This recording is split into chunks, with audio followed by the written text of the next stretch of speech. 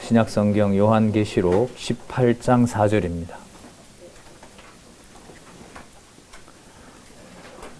요한계시록 18장 4절 말씀 보겠습니다. 제가 봅니다. 또 내가 들으니 하늘로서 다른 음성이 나서 가로되 내 백성아 거기서 나와 그의 죄에 참여하지 말고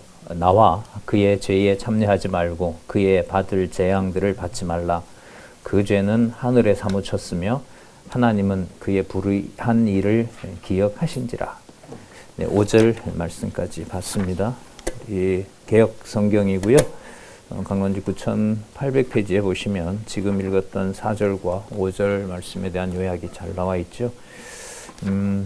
잠시 우리 개론 살펴보겠습니다. 지금 18장부터 한번 보면은요. 18장 내용은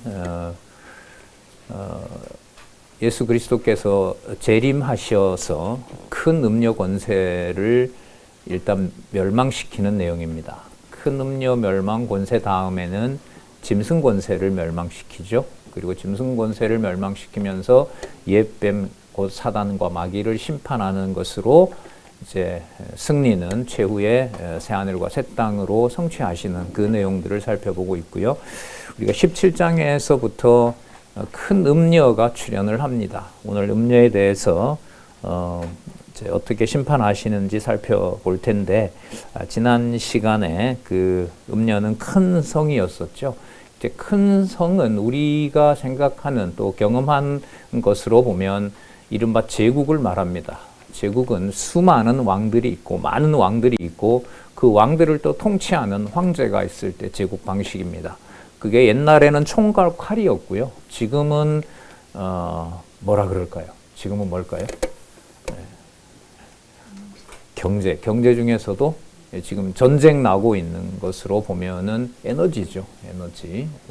에너지는 바로 또 돈하고 관계가 되고 그걸 놓고 이제 패권을 겨루고 있고, 요한계시록은 어떤 약속을 하고 있냐 하면 바로 그 모든 것들을 모아서 큰 성 바벨론 음녀 권세가 교회를 대적합니다. 그래서 이방인들의 구원이 하나님 약속한 시간이 마치면 유대인들에게 복음을 주면서 거기에 그 모든 권력들이 약속된 14만 4천 첫 번째 부활에 참여할 자들, 그리고 이미 첫 번째 부활에 참여한 그리스도를 위하여 목배임을 당한 바로 성도들, 계시록 6장 11절에 말씀하신 또 이미 성취하신 선교자들의 영과 연관이 됩니다. 자, 어쨌든 이 큰 성이라는 것을 그렇게 보시면 됩니다. 이 큰 성은 이 큰 성과 비교할 수 없는 그리스도의 몸된 교회를 이 땅에서 대적하고 죽이고 탄압하고 회유하고 미혹하는 바로 그 권세라고 보시면 됩니다. 그것이 우리가 이제 의미가 중요하죠. 그게 17장에서부터 큰 음녀가 출현을 하는데 표면적으로 보면 이 권세가 너무 커요. 너무 미혹당하기가 쉽고 거부할 수가 없어요. 자, 그런데 이 18장에 보시는 것처럼 멸망시키기 위해서 17장에는 이 모든 권세를 다 모읍니다. 그 모아놓는 모습을 우리는 13장에서 666으로 살펴봤었죠. 그러니까 적은 것에서부터 큰 것까지 하는 짓은 똑같은데 그 행태가 또 유사한 거죠. 스케일이 이제 작고 좀 크고 더 크고, 그래서 지상에서, 땅에서, 바다에서, 그리고 하늘에서 떨어진 바로 그 권세들을, 악의 권세들을 큰 성 바벨론을 멸망시키는 것으로 지금 저희들이 확인하고 있어요. 다시 이제 복습을 좀 하고 바로 넘어가면은요, 18장 2절에 보시면 정의가 나오죠. 귀신의 처소입니다. 귀신은 악령의 처소인 거죠. 근데 여러분, 귀신이 무슨 교회와 전혀 다른 모습이 아니에요. 귀신은 그야말로 그리스도의 모습을 그대로 흉내를 내요. 어린 양보다 더 강한 모습을 보이고 있고, 머리에 뿔도 있고, 면류관도 가지고 있고, 또 진리도 전하고, 그렇게 합니다. 하지만 바로 귀신에 쳐서 그 다음 볼까요? 각종 더러운 영이 모입니다. 그러니까 온갖 그 신을 흉내낼 수 있는 모든 영적인 것들의 집합체가 되는 거예요.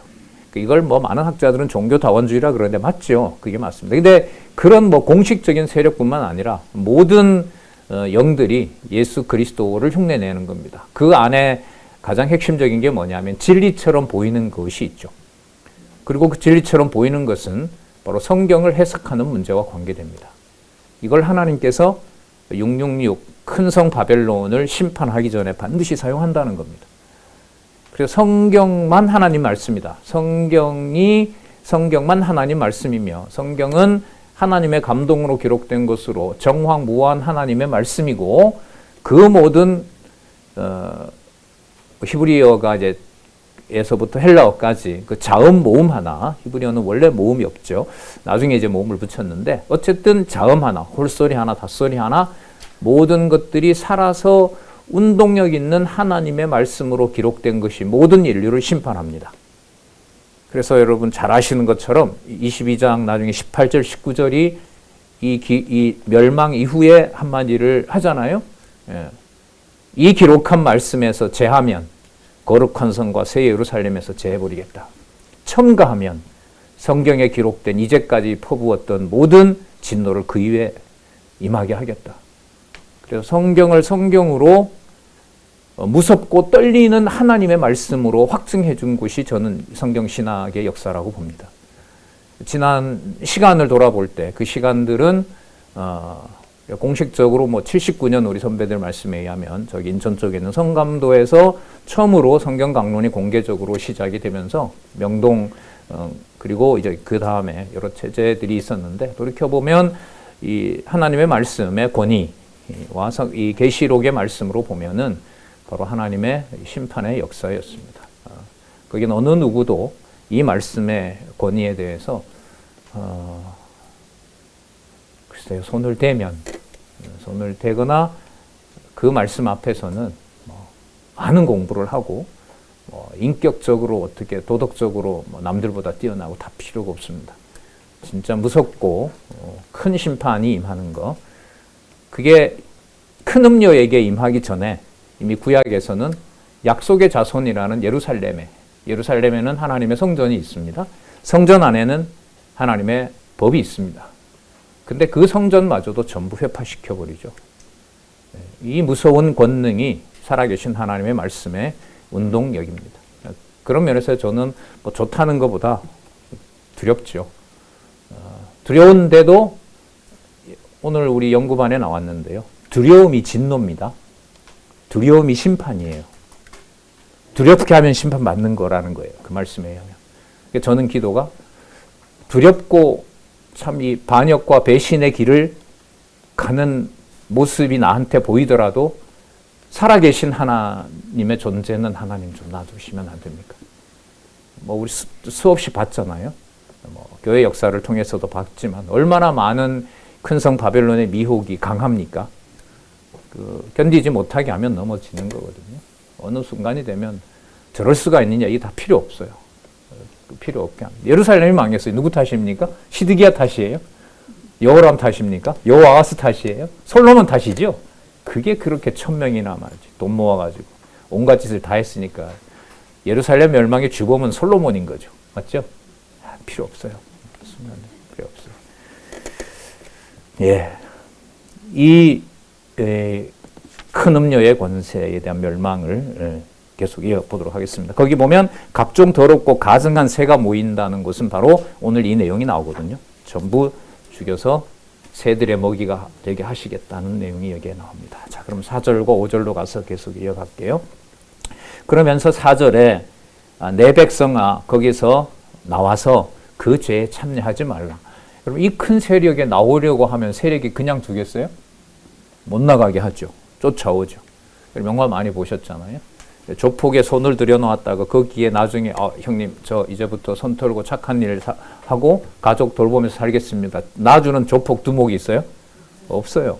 반드시 죽이거나 뭐 신체의 어느 한 부분을 병신을 만들어서 보내거나 세상의 악한 자들도 그러는데 큰 성 바벨론이 관둘 리가 없죠.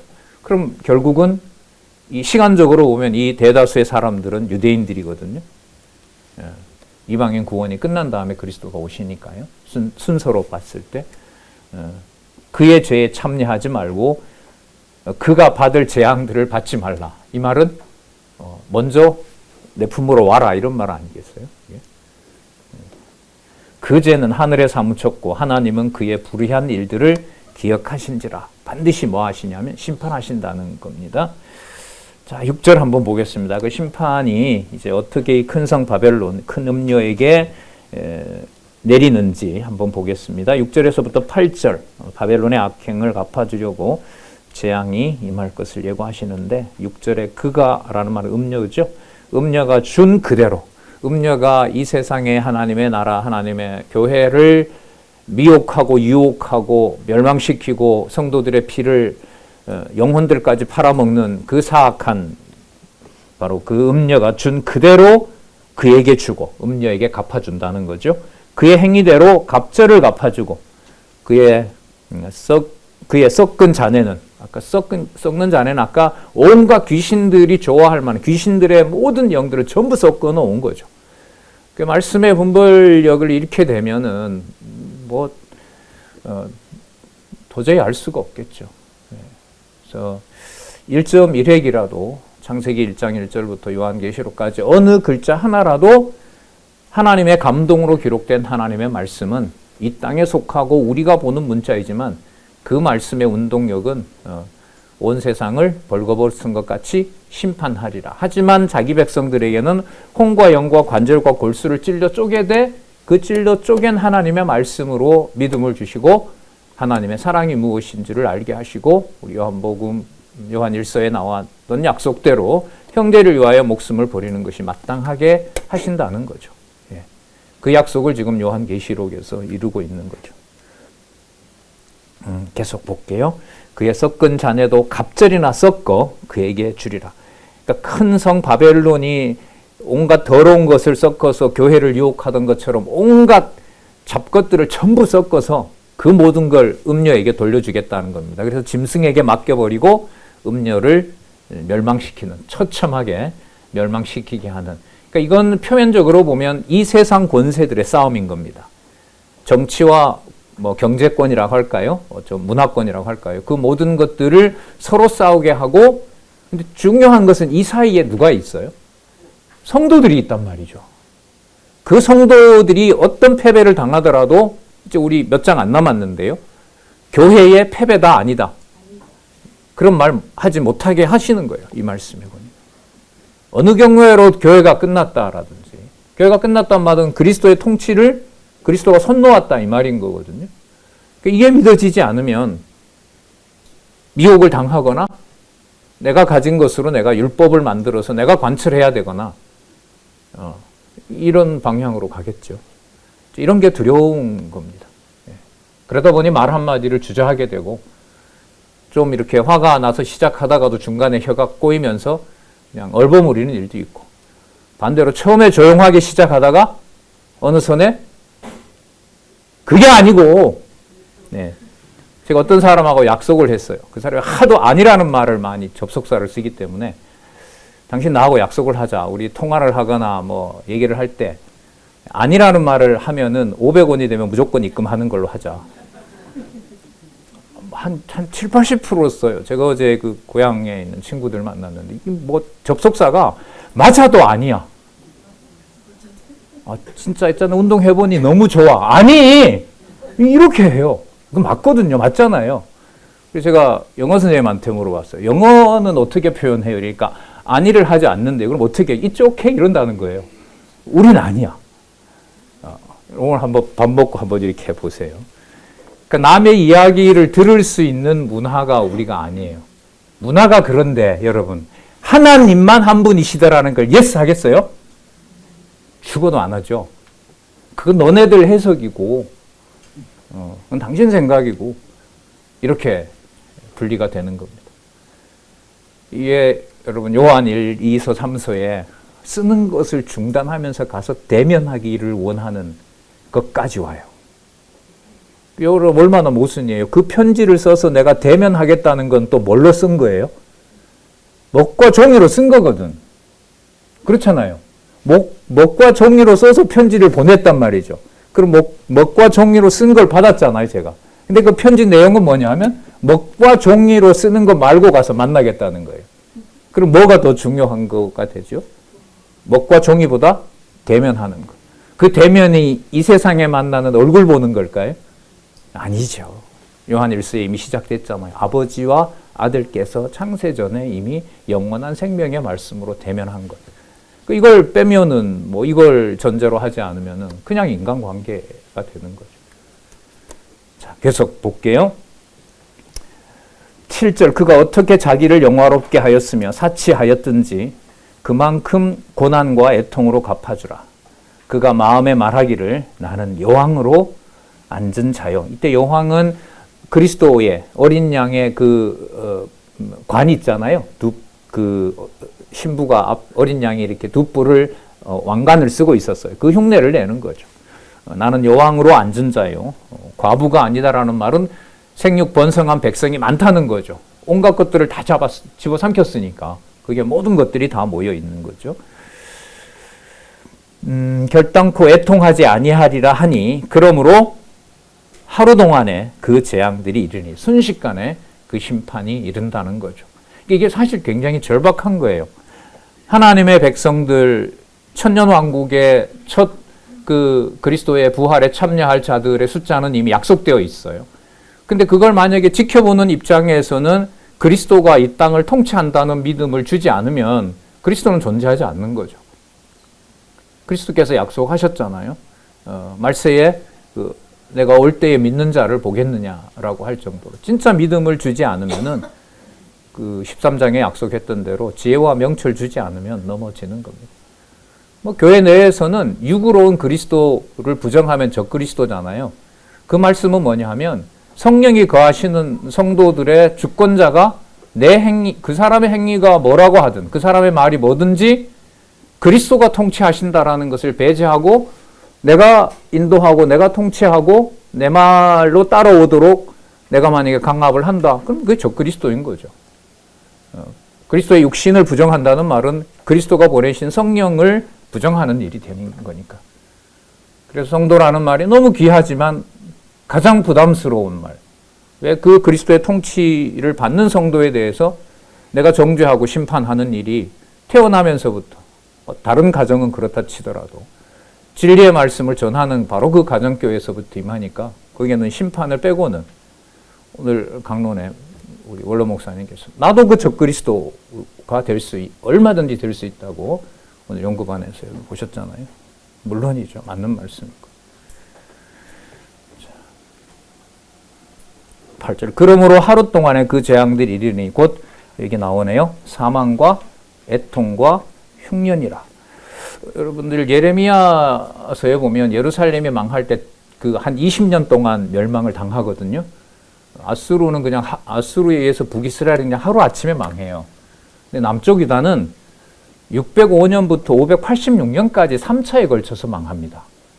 여러분 세계 역사에서 어느 나라를 그냥 확 집어삼키는 게 아니고 조금씩 해서 20년 동안 씨를 말려온다고 생각을 해보세요. 그렇게 하셨거든요. 605년에서부터 586년 3차지만 이집트로 도망간 자들을 느부갓네살이 잡아서 죽이는 것까지 보면 거의 4차에 걸쳐서 86년 망했는데 도망가거든요. 많은 유대인들이. 그러니까 이집트를 쳐버리잖아요. 그리고 거기서 유대인들을 다시 뽑아와서 나를 따라오지 않았다고 거기서 다 멸망시켜버린단 말이죠. 그러니까 이러한 세상 권력 안에 그리스도의 교회가 요한계시록이 쉽지 않아요. 저는 믿음을 안 주면 저는 넘어진다고 봅니다. 이걸 왜 승리라는 제목으로 달아야 되지? 그게 마지막에 나오니까. 그건 중간에 있는 고통받고 칼과 기근과 연병에 음녀만 당해야 되거든요. 그러면 괜찮아요. 근데 그 음녀들에게 쏟아질 때 반드시 누가 거기에 피해를 먼저 본다는 거죠. 그리스도의 교회가, 성도가 받는다는 거예요. 왜 그런데 저게 승리냐는 거죠. 그래서 개론은 성경 본문의 바탕을 둔 거기 때문에 믿음을 진짜 하나님께서 보존하지 않으면 저는 이 결혼 가지고 이제 많은 언쟁을 격하게 했던 분들의 심정이 이제는 진짜 이해가 돼요. 왜 꼭 그렇게만 봐야 되느냐? 다르게 보면 될 거 아니냐. 그리스도 중심으로 보면, 보세요, 그러면. 증명을 한번 해보세요. 한 5구절만 연결이 되면 제가 수긍을 하겠다고.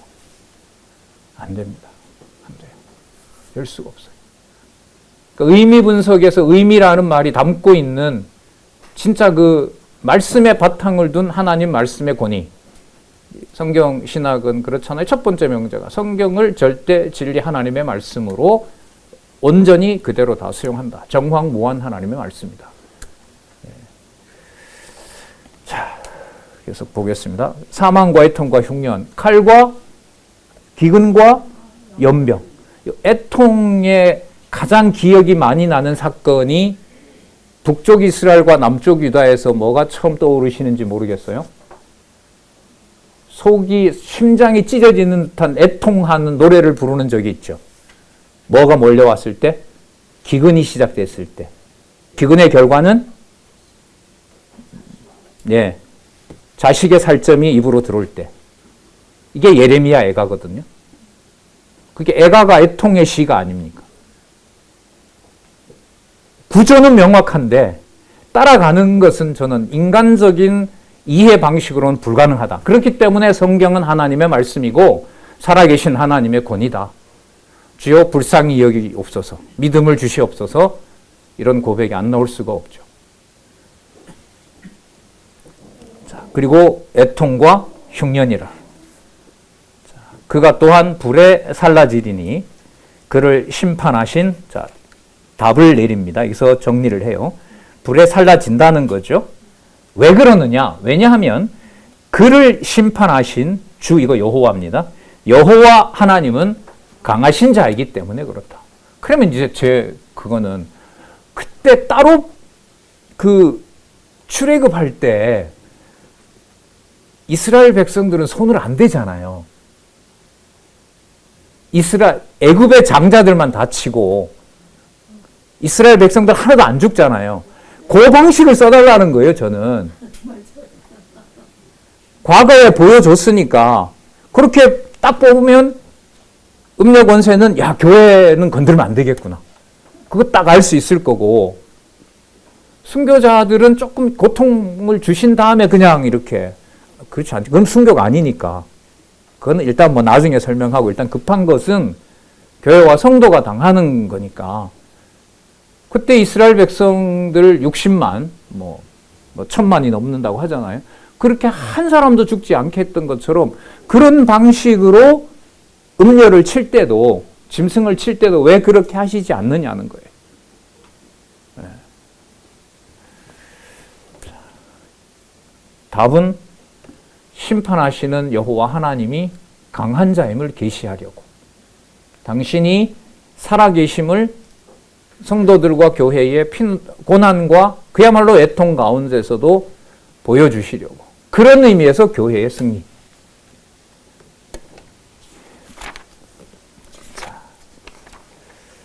18장 9절에서부터 24절 계속 논리적으로 잘 이어집니다. 9절 보겠습니다. 그와 여왕과 함께 음행하고 사치하던 땅의 왕들이, 아까 큰 성이라 그랬으니까 음녀만 있는 게 아니라 거기 다 이제 모여드는 거죠.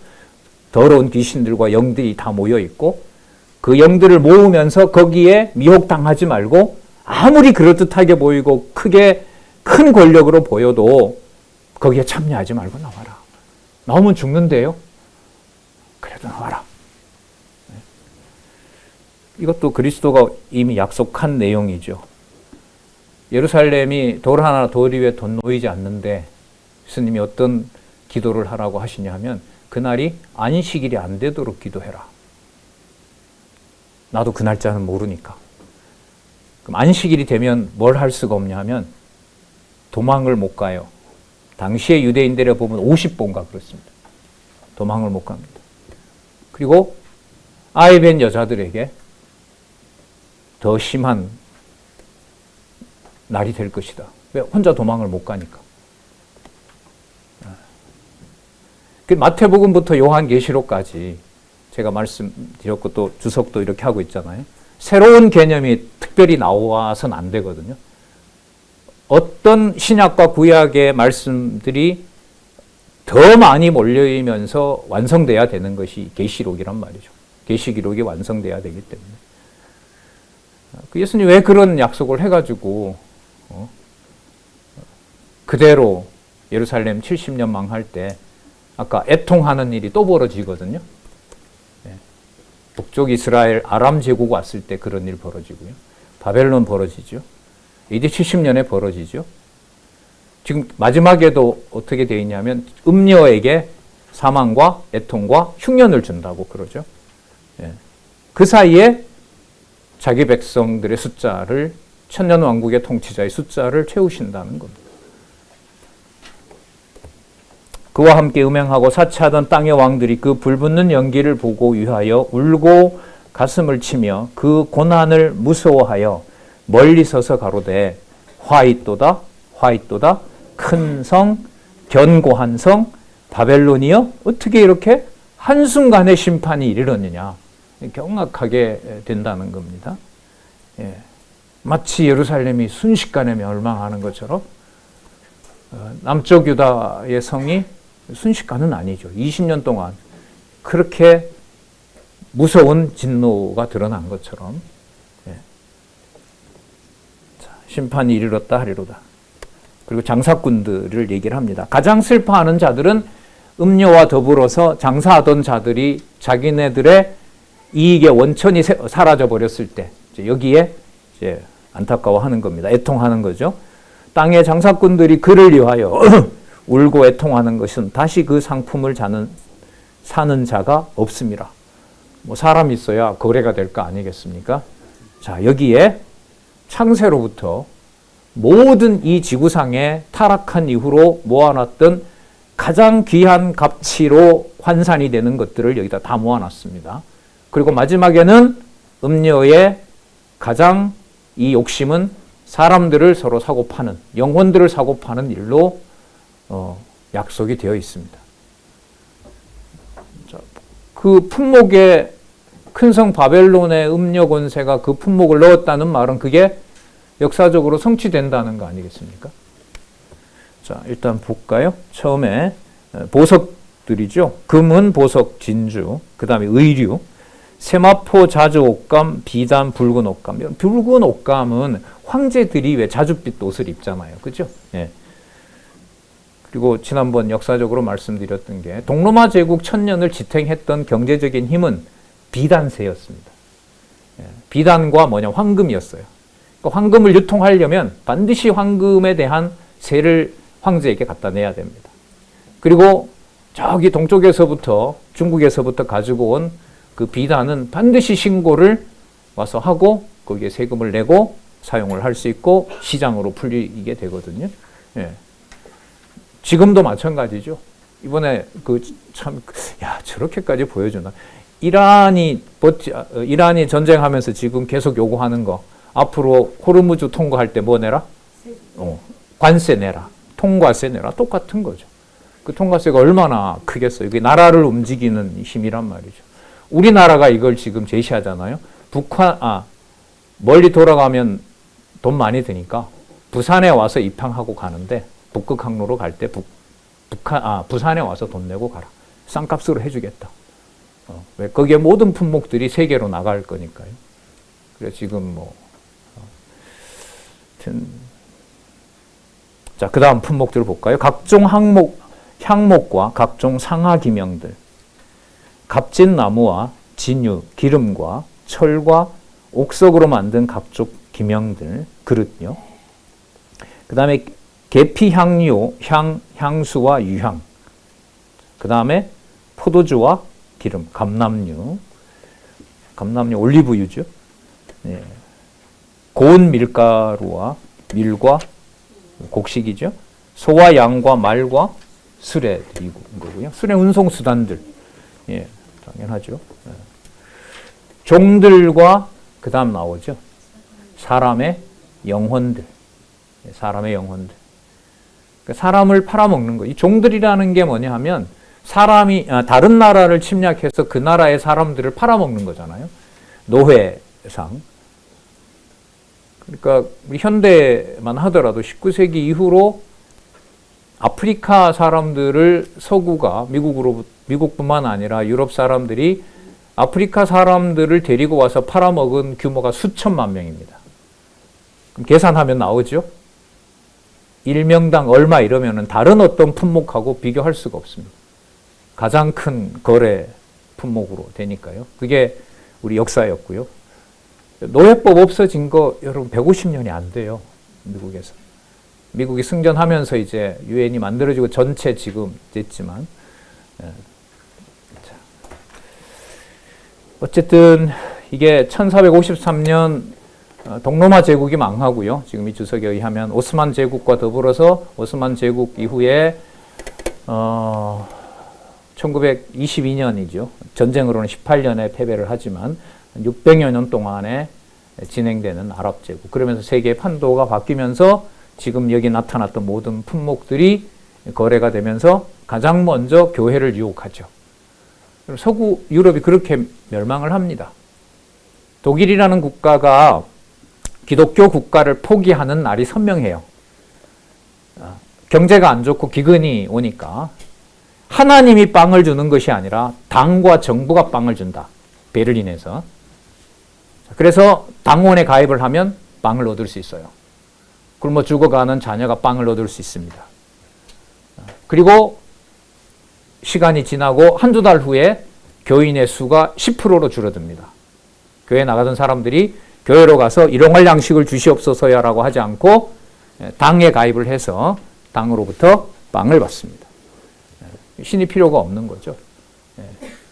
그 이후로 이제 모든 패권은 교회를 향해서는 이것이 이제 교회를 무너뜨리는. 그래서 우리 한번 이렇게 생각을 해보면 그리스도께서 뭐와 하나님을 겸하여 섬길 수 없다? 그게 왜 하필 재물일까? 뭐 건강과 하나님을 겸하여 섬길 수 없다. 아니면 뭐 명예와 하나님을 겸하여 섬길 수 없다. 이게 아니고 재물과 하나님을 겸하여 섬길 수 없다. 디모데 전서에 나오나요? 일만 악의 뿌리가 무엇이다? 돈이다. 계시록에 오면 그 돈을 위해서 큰 성 바벨론은 무슨 짓은 듯 다 한다. 사람들의 영혼까지. 그러니까 얼마나 기독교인들이 믿겠어요. 로마가 멸망시킬 때부터 시작해서 돈이 얼마나 중요한지 죽이니까 아까운 거예요. 아랍 제국들이. 그래서 어떻게 하냐면 예루살렘을 침략한 다음에 647년 7세기 말에 예루살렘을 멸망한 다음에 유대인들을 죽이지 않습니다. 놔두고 세금을 죽을 때까지 내게 합니다. 그리고 유대인들 거기에 붙잡혀 왔던 다른 이방 종교들하고 유대교가 싸우지 않으면 돼요. 싸우지 않고 죽을 때까지 세금만 내면 거기에서 예루살렘 성에서 안전을 보호합니다. 훨씬 지혜롭죠. 하지만 유대인들의 야훼만 꺼냈다고 하면 그건 이제 바로 처벌을 해버립니다. 그러니까 유혹해서 넘어지게 하는 거죠. 이런 게 두려운 겁니다. 이게 음녀를 심판하는 음녀로 하여금 모든 귀신의 그 영들, 사람의 욕심을 장악하게 해서 그리스도의 교회를 타락시키게 하는 과정 속에 견디는 자와 견디지 못하는 자가 있겠죠.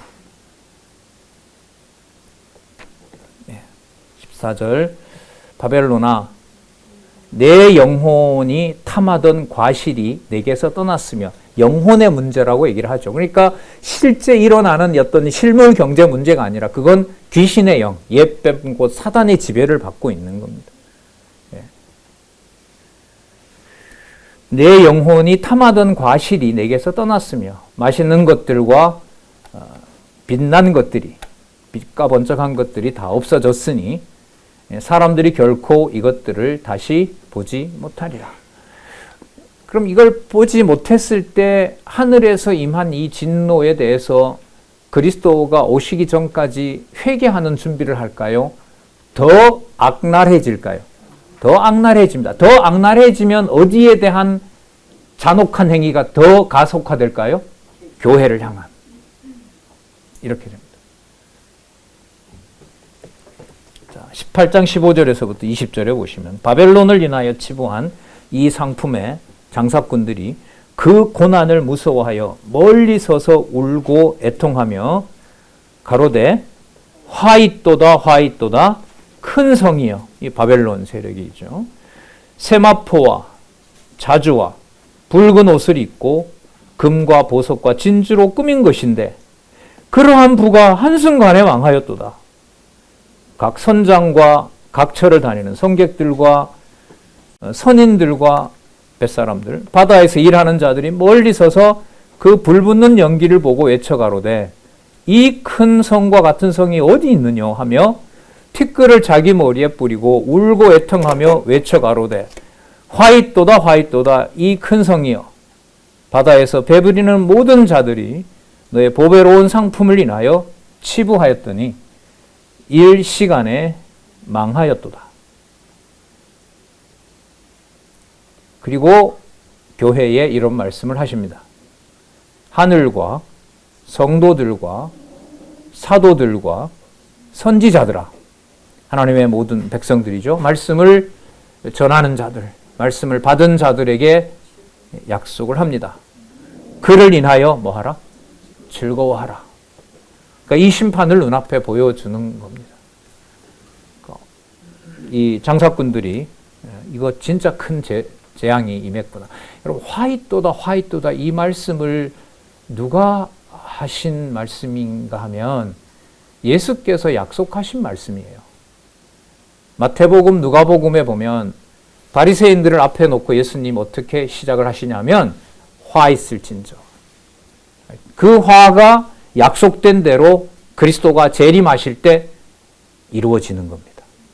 그래서 화 있을진저는 막 재림하실 때 일어나는 용어가 아니고요.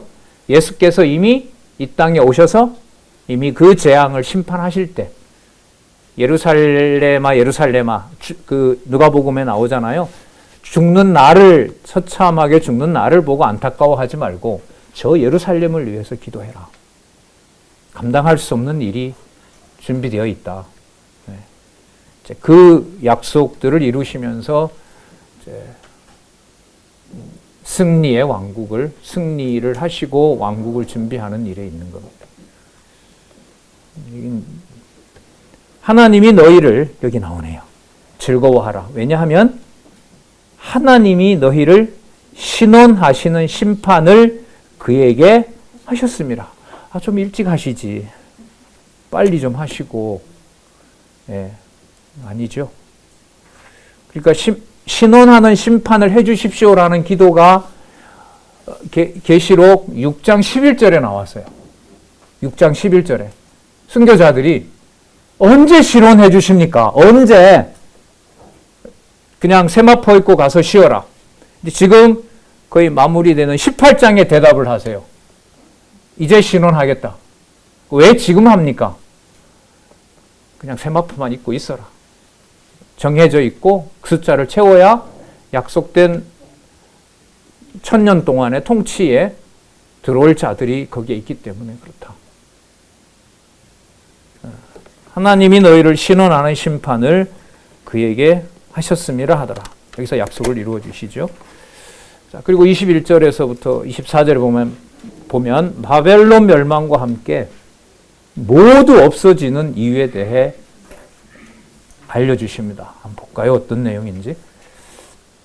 이에 한 힘센 천사가 큰 맷돌 같은 것을 들어 바다에 던져 가로되 큰 성 바벨론이 이같이 몹시 떨어져 결코 다시 보이지 아니하리라.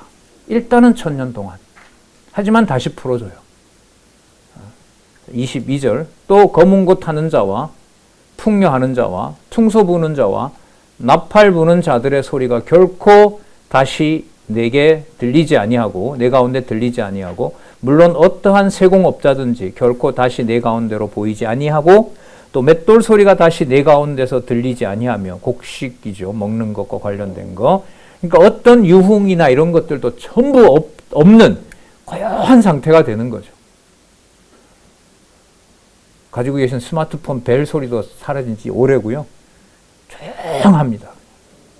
조용하고 세상 모든 권세는 전부 물에 던져지고 심판을 받고 어딘가에 숨죽이고 기다리고 있는 재림 때 함께할 성도들은 숨죽이고 어딘 곳인가에 있고,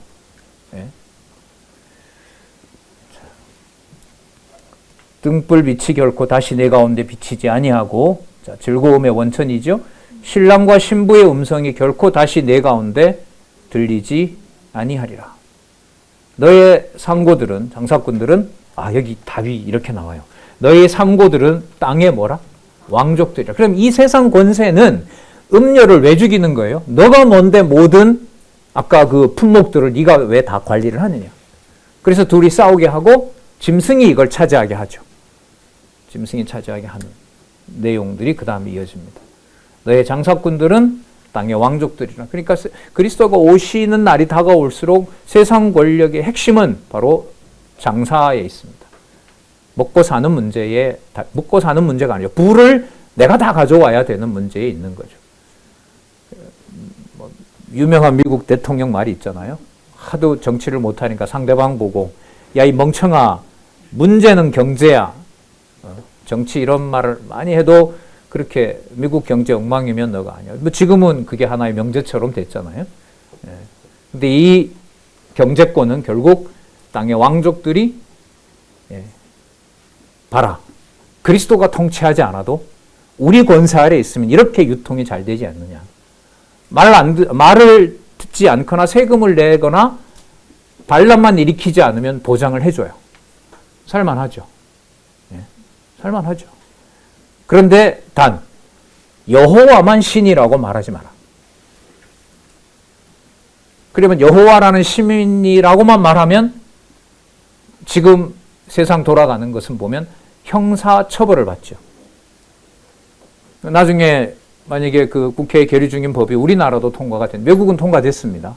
미국 상당한 주에서 통과가 됐고 유럽도 마찬가지고요. 전도 심하게 하는데 상대방이 불편해해요. 그럼 폴리스, 경찰 부르면 입건됩니다. 그러니까 너네들 거만 얘기하지 마라. 하려면 다 같이 너희들 신도 맞고 우리 신도 맞다. 그게 여러분 가장 사단이 사용하기 좋은 거죠. 경제적인 안정과 종교는 서로 비방하지 않는 종교. 그리고 꼬박꼬박 세금을 내고 권력을 유지하면서 그리스도가 통치하는 곳보다 봐라. 얼마든지 세상이 평안하게 통치를 할 수가 있다. 거기에 이제 교회가 미혹을 당하는 겁니다. 교회 쪽에서는 역사적으로 보면 그 경제권을 빼앗아 가려고 하면 종교 탄압이라고 들고 일어나죠. 그래서 역사적으로 봤을 때 종교와 권력이 서로 피 흘리는 싸움을 또 하게 되는 겁니다. 그리스도가 올 때 이 일은 더 좁혀지고 더 분명하게 드러나겠죠. 24절 볼게요. 또다시 한번 일러줍니다. 아까 20절에 이 상황을 보고 알려주셨잖아요. 하늘과 성도들과 사도들과 선지자들아, 그 멸망함을 인하여 즐거워하라. 네가 고통스러운 것은 좀 뒤로 하고 약속대로 심판하는 것을 보고 즐거워하라. 하나님이 너를 심판하시는, 신원하시는 심판을 그에게 했기 때문이다. 자, 24절 보겠습니다. 반복합니다. 선지자들과 성도들과 및 땅 위에서 어떤 자들? 죽임을 당한 모든 자의 피가 이 성중에 보였느니라. 이거 즐거운 일이에요? 슬픈 일이에요? 근데 아까 20절에 즐거워하라면서요. 성경에요, 모순되는 명제가 곳곳에 나오는데 요한계시록에 오면 이게 다 모여 있어요.